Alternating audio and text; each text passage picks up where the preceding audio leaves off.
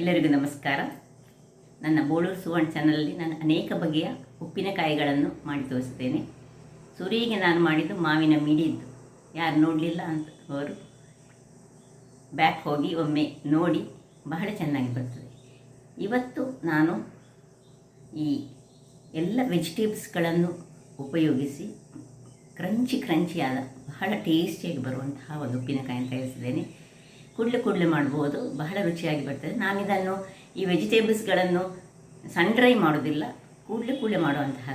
ಹಾಗಾದರೆ ಯಾರೆಲ್ಲ ನನ್ನ ಚಾನಲನ್ನು ನೋಡ್ತಿದ್ದೀರಿ, ಯಾರೆಲ್ಲ ಇನ್ನು ಸಬ್ಸ್ಕ್ರೈಬ್ ಮಾಡಿಲ್ಲ, ದಯವಿಟ್ಟು ಸಬ್ಸ್ಕ್ರೈಬ್ ಮಾಡಿ ಸಪೋರ್ಟ್ ಮಾಡಿ ಅಂತ ಹೇಳುತ್ತಾ, ಬಹಳ ಟೇಸ್ಟಿಯಾದ ಈ ಒಂದು ಮಿಕ್ಸ್ಡ್ ವೆಜಿಟೇಬಲ್ಸ್ನ ಪಿಕ್ಕಲನ್ನು ಹೇಗೆ ಮಾಡೋದನ್ನು ನೋಡೋಣ. ನಮಸ್ತೆ ಮಿತ್ರರೇ, ನೋಡಿ ಥರದ ವೆಜಿಟೇಬಲ್ಸ್ಗಳನ್ನು ಇಟ್ಕೊಂಡಿದ್ದೇನೆ. ಇದನ್ನೇ ಸಣ್ಣದಾಗಿ ಕಟ್ ಮಾಡಿಕೊಡ್ಬೇಕು ಎಲ್ಲವನ್ನು ಸಹ. ಇವತ್ತು ನಾವು ಮಿಕ್ಸ್ಡ್ ವೆಜಿಟೇಬಲ್ ಪಿಕ್ಕಲ್ ಮಾಡೋಣ, ಬಹಳ ಚೆನ್ನಾಗಿ ಬರ್ತದೆ. ಈಗ ಹೇಗೂ ಮಾವಿನಕಾಯಿಯ ಸೀಸನ್, ಅದರಲ್ಲಿ ಒಂದು ಮಾವಿನಕಾಯಿ ಹಾಕಿದರೆ ಸಹ ತುಂಬ ಚೆನ್ನಾಗಿರ್ತದೆ. ಮಾವಿನಕಾಯಿ ಅಲ್ಲದ ಟೈಮ್ನಲ್ಲಿ ನಾವೇನು ಮಾಡಬೇಕು ಹೇಳಿದರೆ, ಲಿಂಬೆ ಒಂದು 4 ಲಿಂಬೆಯನ್ನು ಕಟ್ ಮಾಡ್ಕೊಂಡು ಸಣ್ಣದಾಗಿ ಹೆಚ್ಚಿಟ್ಕೊಂಡು ಮಾಡಬೇಕಾಗ್ತದೆ. ಈಗ ಬೇಕಾಗುವ ಸಾಮಗ್ರಿಗಳು ನಾನು ನೋಡಿ, ಯಾವುದೇ ವೆಜಿಟೇಬಲ್ಸ್ಗಳನ್ನು ಹಾಕ್ಬೋದು, ಕರಂಡೆಕಾಯಿ ಸಹ ಹಾಕ್ಬೋದು. ನೋಡಿ, ಒಂದೂವರೆ ಇಂಚಿನಷ್ಟು ಶುಂಠಿಯನ್ನು ತೆಗೆದುಕೊಂಡಿದ್ದೇನೆ. ಎಲ್ಲ ಸಿಪ್ಪೆ ತೆಗೆದು ಇದನ್ನೆಲ್ಲ ಈಗ ಸಣ್ಣದಾಗಿ ಹೆಚ್ಚಿಟ್ಟುಂಟು. ಈಗ ಇದು ಫೂಲ್ ಗೋಬಿ, ಇದನ್ನು ಸಹ ಯೂಸ್ ಮಾಡಿದರೆ ಬಹಳ ಚೆನ್ನಾಗಿ ಆಗ್ತದೆ. ಇನ್ನು ಸ್ವಲ್ಪ 4 ಬಿಂಬುಳಿ ತೆಗೆದುಕೊಂಡಿದ್ದೇನೆ. ಕೆಲವು ಈ ಎಳೆಯದಾದ ತೊಂಡೆಕಾಯಿ, ಒಂದು ಕ್ಯಾರೆಟ್, ಏನು ವೆಜಿಟೇಬಲ್ಸ್ ಉಂಟು ಅದನ್ನು ಹಾಕ್ಕೊಳ್ಬೋದು, ನಿಮ್ಗೆ ಯಾವುದೆಲ್ಲ ಇಷ್ಟ ಉಂಟು ಅಷ್ಟು ಅದನ್ನು. ಈಗ ಮೊದಲಿಗೆ ಏನು ಮಾಡುವ ಹೇಳಿದರೆ, ಒಂದು ಪಾತ್ರೆಯಲ್ಲಿ ಒಂದು 25 ಗ್ರಾಮ್ನಷ್ಟು ಉಪ್ಪನ್ನು ಹಾಕ್ಕೊಳ್ತಿದ್ದೇನೆ ನಾನು. ಅದಕ್ಕೆ 2 ಲೋಟದಷ್ಟು ನೀರನ್ನು ಹಾಕೊಳ್ಳೋಣ. 25ರಿಂದ 30 ಗ್ರಾಮ್ಸ್ನಷ್ಟು ಈ ಉಪ್ಪನ್ನು ಇದು ಚೆನ್ನಾಗಿ ಕುದಿಬೇಕು. ಒಳ್ಳೆ ಕುದಿ ಬರಬೇಕು. ಅದು ಕುದಿ ಬರಲಿ, ಆಮೇಲೆ ಏನು ಮಾಡೋದನ್ನು ನೋಡೋಣ. ಅಷ್ಟೊತ್ತಿಗೆ ಎಲ್ಲ ವೆಜಿಟೇಬಲ್ಸ್ಗಳನ್ನು ಕಟ್ ಮಾಡಿಕೊಂಡು ರೆಡಿ ಮಾಡಿಟ್ಕೊಳ್ಳೋಣ. ನೋಡಿ, ಎಲ್ಲ ಪ್ರತಿಯೊಂದು ಇದನ್ನು ಚೆನ್ನಾಗಿ ಒರೆಸಿಕೊಂಡು, ಒಂದು ಚೂರು ನೀರಿನ ಪಸೆ ಇರಬಾರ್ದು ಇದರಲ್ಲಿ ಸಹ ಹಾಗೆ. ಇದನ್ನೆಲ್ಲ ನಾನು ಚೆನ್ನಾಗಿ ತೊಳೆದು ಸ್ವಲ್ಪ ಹೊತ್ತು ಹೀಗೆ ಫ್ಯಾನ್ ಅಡಿಗಿಟ್ಟು ಆರಿಸಿಕೊಂಡಿದ್ದೇನೆ. ಸೊ ಇದು ಸಹ ಹಾಗೆ ಸಣ್ಣದಾಗಿ ಹೀಗೆ ನೋಡಿ, ಈ ರೀತಿಯಾಗಿ ಇನ್ನೂ ಸಹ ಸಣ್ಣದು ಹೀಗೆ ಕಟ್ಟಿಂಗಲ್ಲಿ ಬರಬೇಕು. ಇದನ್ನು ನಾವು ಸ್ಟೋರ್ ಮಾಡಿಸಿ ಇಟ್ಕೊಳ್ಬೋದು. ನೋಡಿ, ಬೇಕಿದ್ದರೆ ನೋಡಿ, ಈ ಪೋರ್ಷನನ್ನು ಸಹ ನಾವು ಸಣ್ಣದಾಗಿ, ಕಾಲಿಫ್ಲವರ್ ಇದ್ದದ್ದು ಕೆಳಗಿನ ಭಾಗ ನೋಡಿ, ಇದನ್ನು ಸಹ ಹಾಕ್ಕೊಳ್ಬೋದು.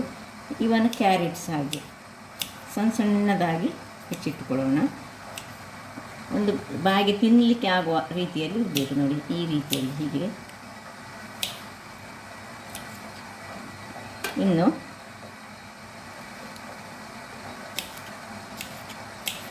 ತೊಂಡೆಕಾಯಿ ಹೀಗೆ ರೌಂಡ್ ಆಕಾರದಲ್ಲಿ. ಇದು ಕ್ವಿಕ್ಕಾಗಿ ಇನ್ಸ್ಟೆಂಟಾಗಿ ಮಾಡಲಿಕ್ಕೆ ಸಹ ಬಹಳ ಒಳ್ಳೆಯದಾಗ್ತದೆ. ಇಲ್ಲಿ ಮಾವಿನಕಾಯಿಯನ್ನು ಸಹ ಹಾಗೆ ಸಣ್ಣದಾಗಿ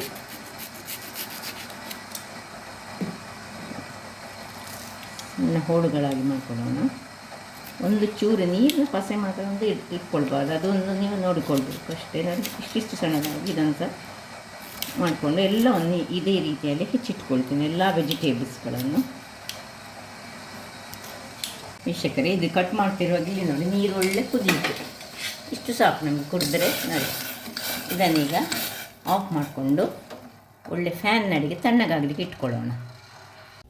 ವೀಕ್ಷಕರೇ, ಇಲ್ಲಿ ನೋಡಿ, ಉಪ್ಪಿನ ನೀರು ತಣ್ಣಗಾಗಿದೆ. ಇದರ ಅಡಿಯಲ್ಲಿ ನೋಡಿ ಸ್ವಲ್ಪ ಕೊಳೆ ಇರ್ತದೆ, ಅದಕ್ಕಾಗಿ ನಾವು ಇದನ್ನೀಗ ಗಾಳಿಸ್ಕೊಳ್ಳೋಣ.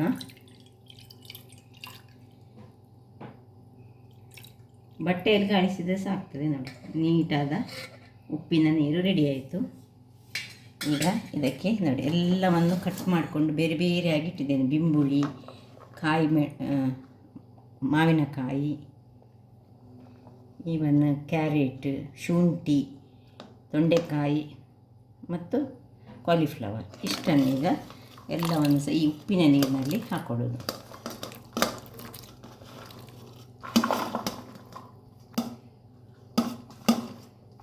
ಮತ್ತು ಬಹಳ ಟೇಸ್ಟಿಯಾಗಿ ಬರುತ್ತೆ. ನೋಡಿ, ಶುಂಠಿ ಅಂತೂ ಬೇಕೇ ಬೇಕು, ಸಣ್ಣದಾಗಿ ಹೆಚ್ಚಿಟ್ಕೊಂಡು ಹಾಕ್ಕೊಳ್ಬೇಕು. ಮತ್ತು ಯಾವ ನಿಮ್ಮ ಹತ್ರ ಬೇರೆ ಉಂಟು ಅದನ್ನೆಲ್ಲ ಮಿಕ್ಸ್ ಮಾಡಿಕೊಂಡು ಸ್ವಲ್ಪ ಕೈಯಲ್ಲಿ ಕೈ ಮತ್ತು ಡ್ರೈ ಹಾಕ್ಕೊಂಡು ಇದನ್ನೊಂದು ಚಮಚದಲ್ಲಿ ಒಮ್ಮೆ ಡ್ರೈ ಒಂದು ಚಮಚದಲ್ಲಿ ಒಂದು ಚೂರು ತಿರುಗಿಸಿಕೊಳ್ಳೋಣ. ಹಾಕ್ಕೊಂಡ ಮೇಲೆ ತಿರುಗಿಸಿಕೊಂಡು ಒಂದು ಟೈಟಾದ ಮುಚ್ಚಳವನ್ನು ಮುಚ್ಚಿಕೊಂಡು ನಾವು ಇದನ್ನು ಒಂದು 5-6 ಗಂಟೆಗಳ ಕಾಲ ಇದರಲ್ಲೇ ನೆನೆಯಲಿಕ್ಕೆ ಬಿಡಬೇಕು. ಆಮೇಲೆ ಇದಕ್ಕೆ ಮಸಾಲವನ್ನು ತಯಾರಿಸೋಣ. ಮಸಾಲೆಗೆ ಏನೆಲ್ಲ ಸಾಮಾನು ಬೇಕೆಂದು ತೋರಿಸ್ಕೊಡ್ತೇನೆ ವೀಕ್ಷಕರೇ. ನೋಡಿ, 7-8 ಗಂಟೆಗಳ ಕಾಲ ಈ ಉಪ್ಪಿನ ನೀರಿನಲ್ಲಿ ಇದನ್ನು ನಾನು ಮುಳುಗಿಸಿಟ್ಟುಕೊಂಡಿದ್ದೇನೆ. ನೋಡಿ ಹೇಗೆ ಬಂದಿದೆ ನೋಡಿ. ಈಗ ಒಂದು ಡ್ರೈ ಒಂದು ಒಂದು ಪಾತ್ರೆ ಸಹ ಪಾತ್ರೆ ಸಹ ಡ್ರೈ ಇರಬೇಕು. ಅದರಲ್ಲಿ ಇದನ್ನು ತೆಗೆದುಕೊಳ್ಳೋಣ.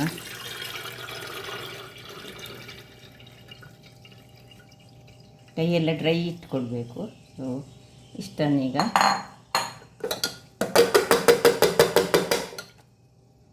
ಈ ನೀರೀಗ ನಮಗೆ ಗ್ರೈಂಡ್ ಮಾಡುವಾಗ ಬೇಕಾಗ್ತದೆ.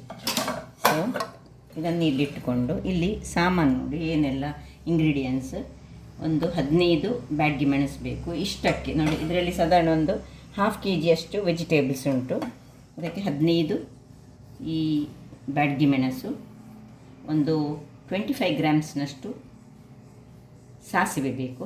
ಇದನ್ನೆಲ್ಲ ಸ್ವಲ್ಪ ಬಿಸಿಲಿಗೆ ಇಟ್ಟುಕೊಂಡ್ರೆ ಸಹ ಒಳ್ಳೆಯದು. ಸ್ವಲ್ಪ ನೀವು ಸ್ಟೋರ್ ಮಾಡಿರ್ತಾರೆ. ಹಿಂಗು ಸ್ವಲ್ಪ ಒಂದು 1 ಚಮಚ 1.5 ಚಮಚದಷ್ಟು ನಮಗೆ ಹಳದಿಯ ಪುಡಿ ಬೇಕು ಒಗ್ಗರಣೆಗೆ.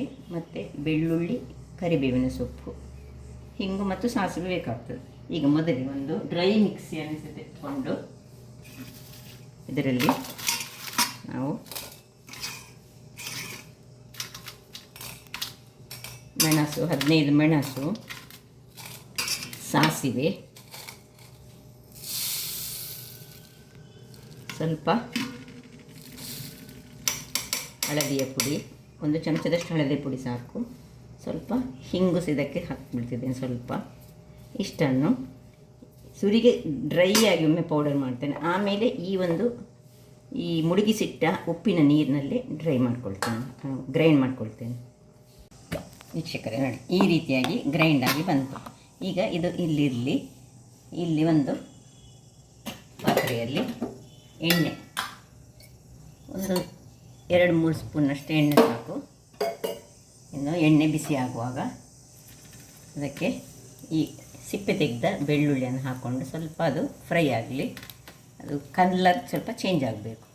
ಬೆಳ್ಳುಳ್ಳಿ ಸ್ವಲ್ಪ ಕಲರ್ ಚೇಂಜ್ ಆಗುವಾಗ ಕರಿಬೇವು ಸೊಪ್ಪು ಮತ್ತು 1 ಚಮಚದಷ್ಟು ಸಾಸಿವೆ ಹಾಕ್ಕೊಂಡು ಅದು ಸಾಸಿವೆ ಸಿಡಿದ ಕೂಡಲೇ ಆಫ್ ಮಾಡಿಕೊಂಡ್ರೆ ಆಯಿತು. ಸಾಕು. ಇಷ್ಟ ಆಗುವಾಗ ಅದು ಅದರಷ್ಟಕ್ಕಿಂತ ತಣ್ಣಗಾಗ್ಬೋದು. ಅದನ್ನು ಹಾಗೆ ಇಟ್ಕೊಳ್ಳೋಣ. ಇಲ್ಲಿ ಆಫ್ ಮಾಡಿಕೊಂಡ ಮೇಲೆ ಇದನ್ನು ಒಂದು ಪಾತ್ರೆಗೆ ಹಾಕ್ಕೊಂಡು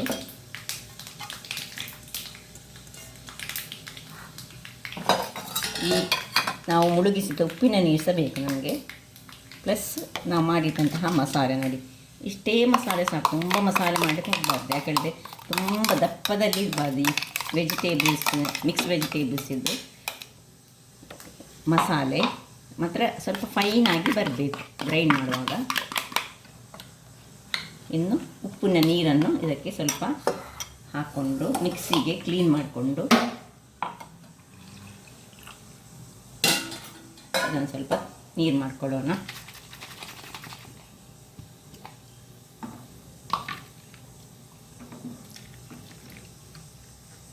ಹೀಗೆ ತುಂಬ ಮಾಡಿ ಸಹ ನಾವು ಇಟ್ಕೊಳ್ಬೋದು, ಏನು ತೊಂದರೆ ಇಲ್ಲ.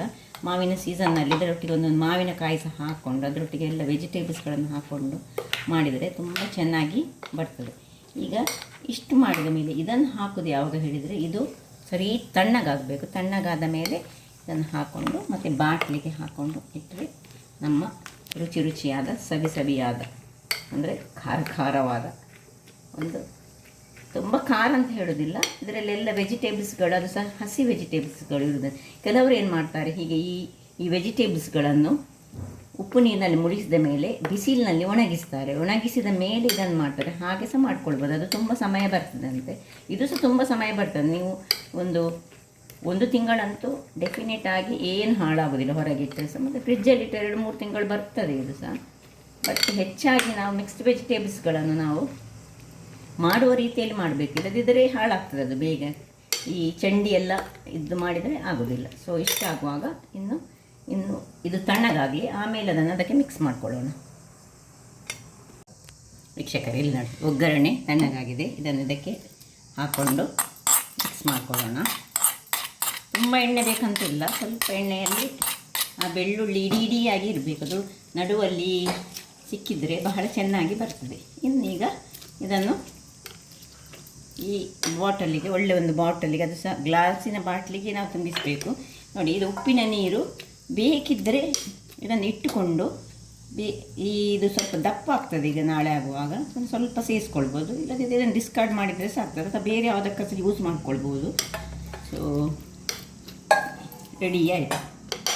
ನೋಡಿದ್ರಲ್ಲ ವೀಕ್ಷಕರೇ, ಒಂದು ಸುಲಭ ವಿಧಾನದಿಂದ. ಒಂದು ಮಾವಿನಕಾಯಿ ಇದ್ದರೆ ಸಾಕು. ಮಾವಿನಕಾಯಿಯ ಬದಲು ನೀವು ಲಿಂಬೆ ಹುಳಿಯನ್ನು ಸಹ ಯೂಸ್ ಮಾಡ್ಕೊಳ್ಬೋದು, ಯಾವುದೂ ಆಗ್ತದೆ. ಬಹಳ ಚೆನ್ನಾಗಿ ಬರುವಂತಹ ಇದು ಕರ್ಕೂರಾಗಿರ್ತದೆ. ಇನ್ಸ್ಟೆಂಟಾಗಿ ಆಗಾಗಕ್ಕೆ ಅವತ್ತಿನ ದಿನಕ್ಕೆ ಸಹ ಇದನ್ನು ಉಪಯೋಗಿಸ್ಬೋದು, ಇವತ್ತೇ ಉಪಯೋಗಿಸ್ಬೋದು, ನಾಳೆ ಇನ್ನೂ ಸಹ ಚೆನ್ನಾಗಿ ಎಳೆದುಕೊಂಡು ಚೆನ್ನಾಗಿ ಬರ್ತದೆ. ಹಾಗಾದರೆ ನನ್ನ ಈ ಕುಕಿಂಗ್ ಚಾನಲ್ ನಿಮಗೆ ಇಷ್ಟ ಆದರೆ ಬೋಳು ಸುವರ್ಣ ಚಾನಲನ್ನು ಲೈಕ್ ಮಾಡಿ, ಶೇರ್ ಮಾಡಿ ಹಾಗೂ ಸಬ್ಸ್ಕ್ರೈಬ್ ಮಾಡಿ, ಹಾಗೂ ನನ್ನ ಇನ್ಸ್ಟಾಗ್ರಾಮ್ ಪೇಜನ್ನು ಫಾಲೋ ಮಾಡಿ. ಧನ್ಯವಾದಗಳು.